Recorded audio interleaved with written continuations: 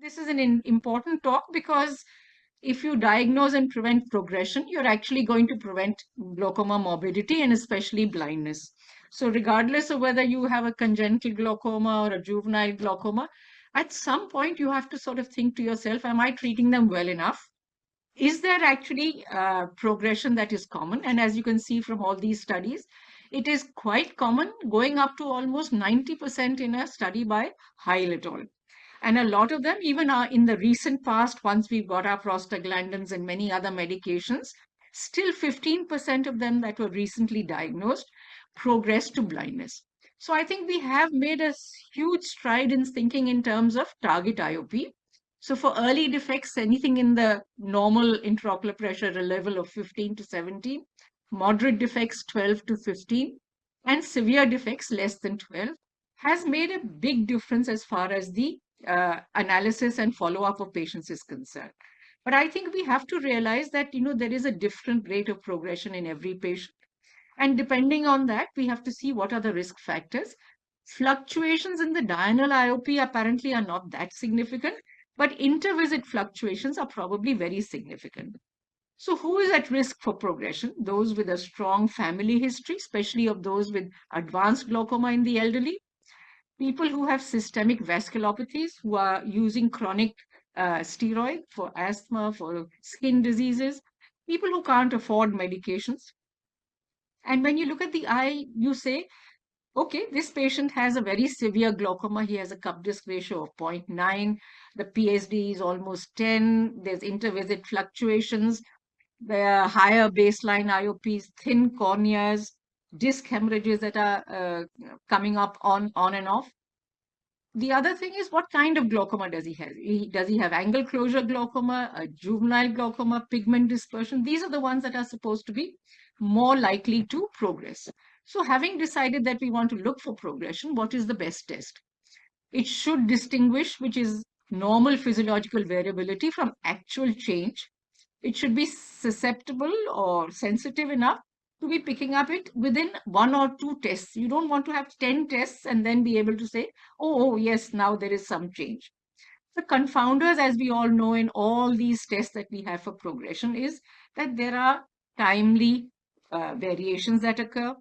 With age, there is a certain amount of loss.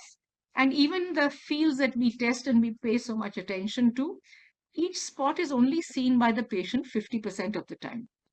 So we have to now tell ourselves, okay, now we have to look to see where the change is likely to occur. So I think we're all very clear. Inferiotemporal and superiotemporal optic nerve head, as you can see on this photograph, are the areas you're going to look at first. And what are you going to look at to see change? You're going to look for deepening of any existing loss, either on the field or on your photography or on the OCT. Expansion into the areas in the neighborhood is also very, very common. And finally, over time, you can get new defects affecting the other hemisphere. And exactly the same thing occurs on the optic nerve. All right, again, we know it's likely to happen in the inferior neuroretinal rim first.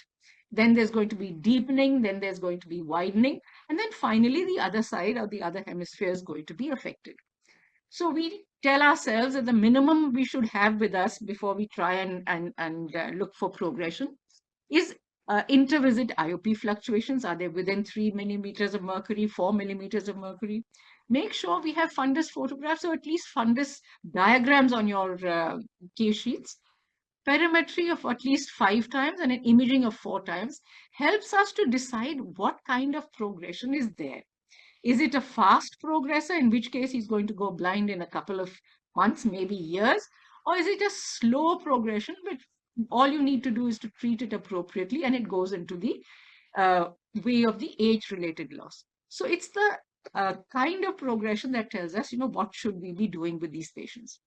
So if we are looking at perimetry in the early diagnosis, conversion of ocular hypertension or disc suspects to glaucoma, we know that the sequential pattern standard deviation is something that we should be looking for all the time. We know that the superior loss is likely to be first. And we know that the reduced sensitivity around the raphe forming a nasal step is probably the first thing to look for. And once we do find any such thing like this, We go back to the optic nerve and say, I'm seeing something in this area. Do I see a corresponding loss in the optic nerve head in the appropriate area? And you can see these are all patients with early glaucomas, and you can see the variability of the field effects. But most of them are concentrated in this area that is around the nasal raphe. So just as an example, you have this patient here who has a superior field defect, has a large wedge defect over here. And you keep following the patient up over time. The inferior defect is widening a little bit, but what you see more is that the superior defect has widened significantly. So if we had actually sort of looked at our sequential photographs, we would have been able to pick up the earliest change first. People are now suggesting that you try and do, say, 15 tests at one point or 5 tests at another point. And if you have the more number of tests you have, the more likely you are to be able to see a progression. The new Humphrey printouts actually give you, with each field that they print, a change which is there between the previous and this field that you're looking at. So we don't actually need a full GPA, but each field gives us this printout. So when we look at these printouts, as I said earlier, is there progression? Yes, if the VFI is changing by 2% per year, or the MD is changing by 0.5 decibels per year. The fast are if the VFI is changing by 5% per year, the MD by more than 1 decibels per year. And catastrophic, which is the ones that you want to immediately take up for surgery, if the VFI is changing by 10% and the MD by more than 2%. The octopus gives us a very good progression analysis.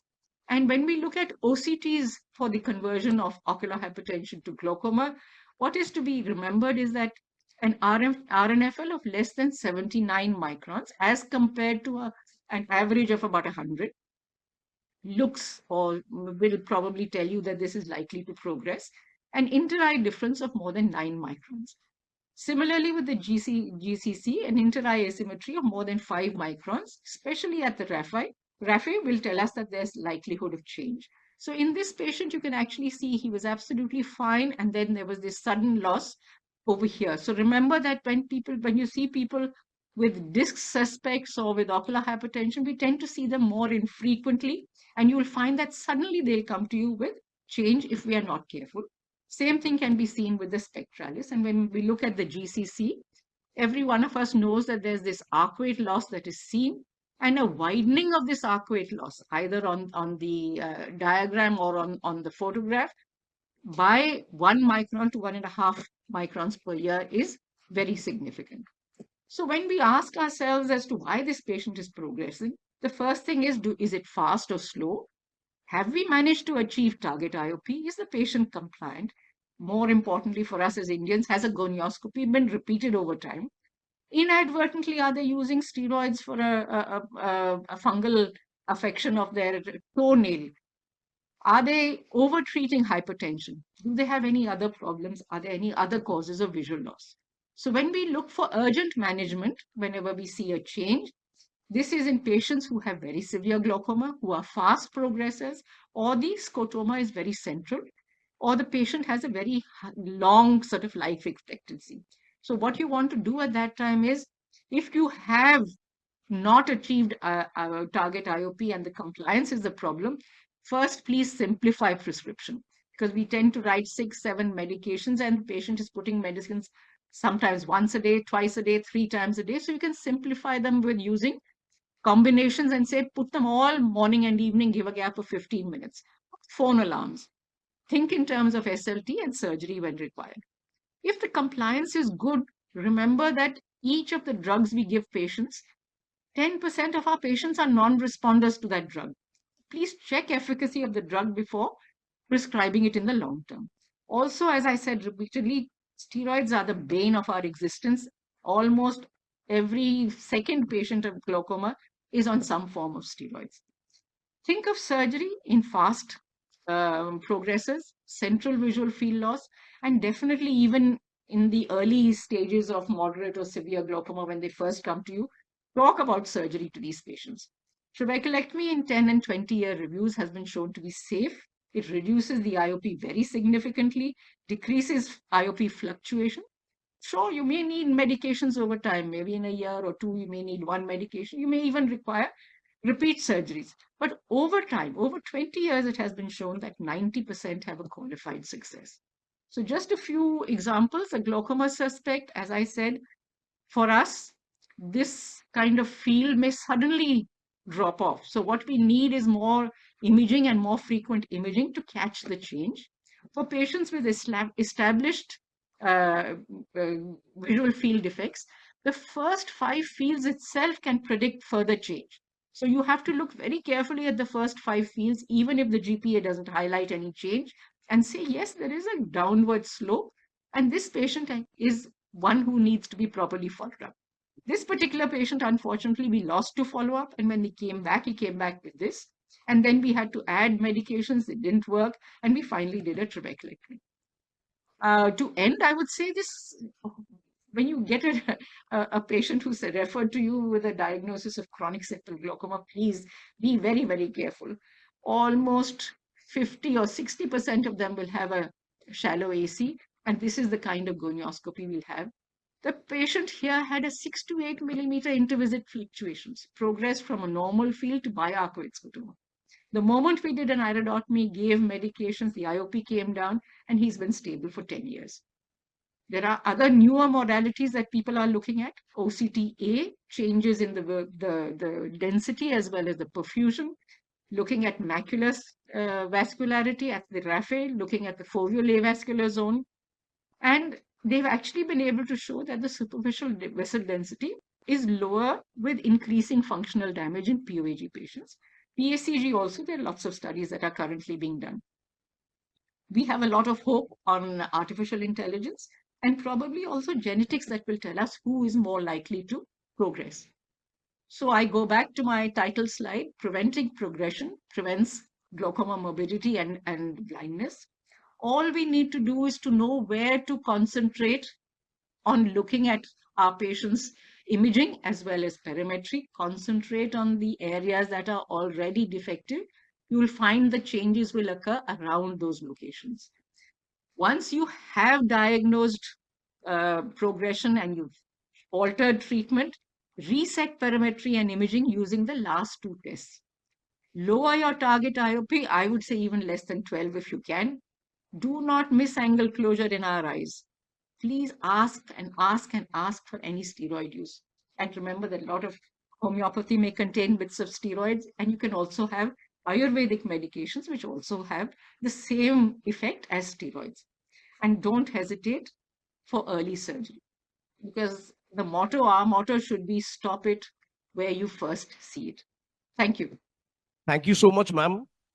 That was an excellent presentation and such lucid examples also.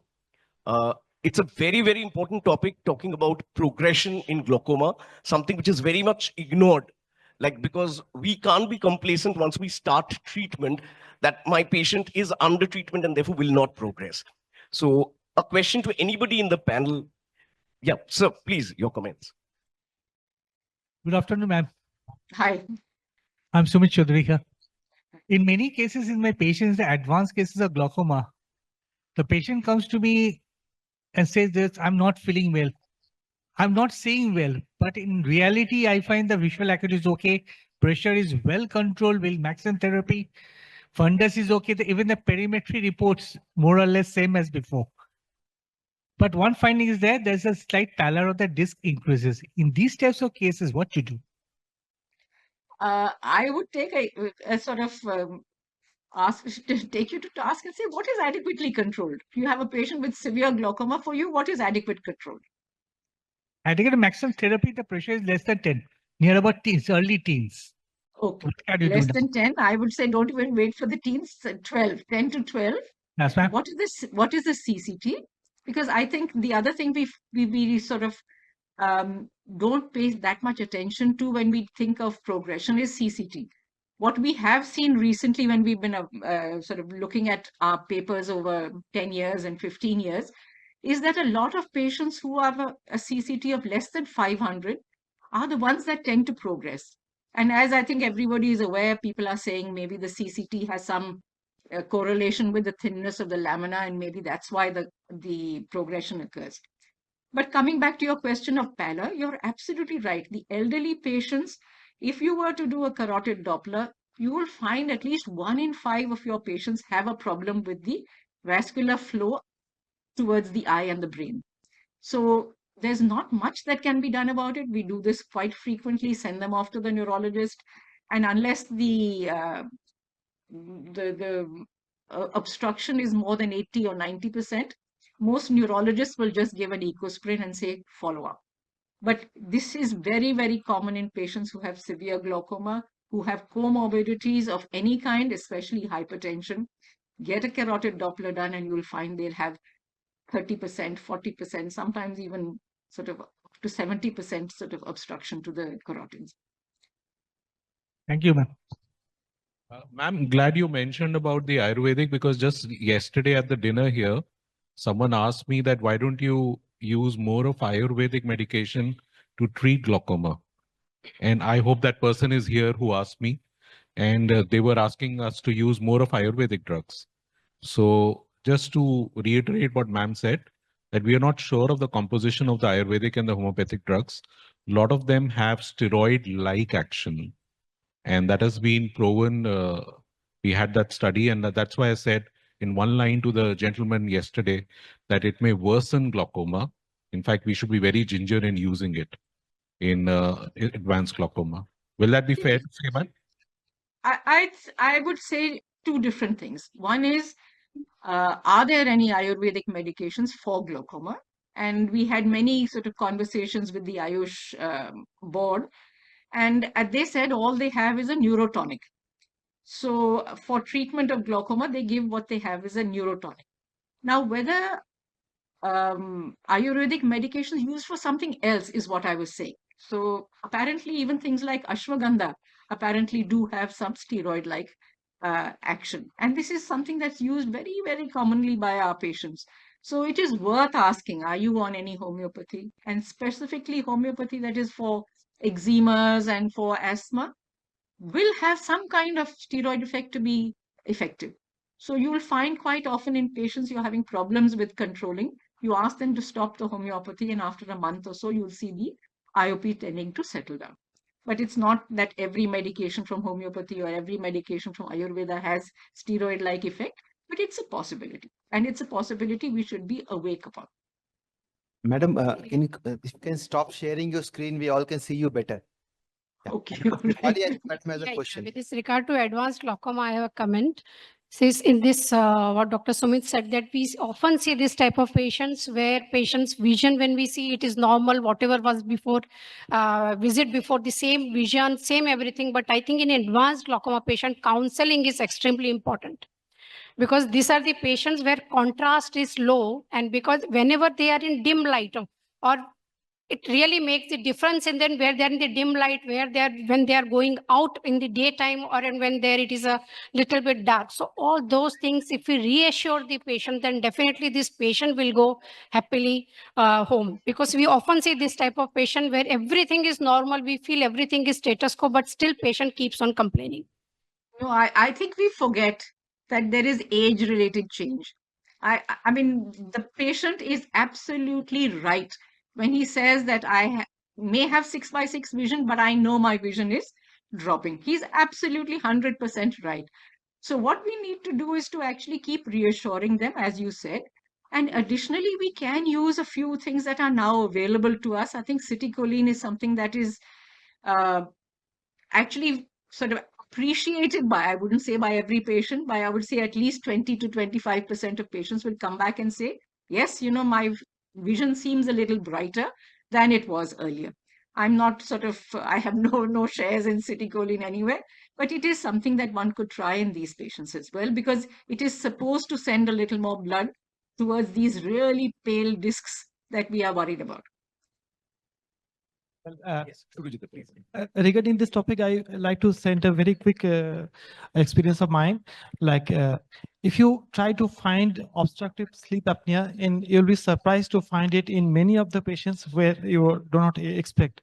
And these are the patients who will show progression in spite of apparently every other parameters being normal. That's it. Thank you, ma'am. We'll take a last question from Ravi. Ravi, please. I would like to know your opinion regarding a case scenario, ma'am, wherein both the parents are having moderate to advanced glaucoma and they are worried whether they should have offsprings. And the question would be like, when should we get them to clinic for evaluation of possible glaucoma? And suppose like if two parents are having glaucoma, if they have like older kids, like say 15 years, 20 years. So when should we start evaluating first generation kids or offsprings of glaucoma patients to detect early glaucoma? I'm presuming that you're not talking about congenital glaucomas and various No, no, syndromes. We're talking about open angle and angle closure glaucomas. right. Between the two, angle closure is much more sort of familial than POAG.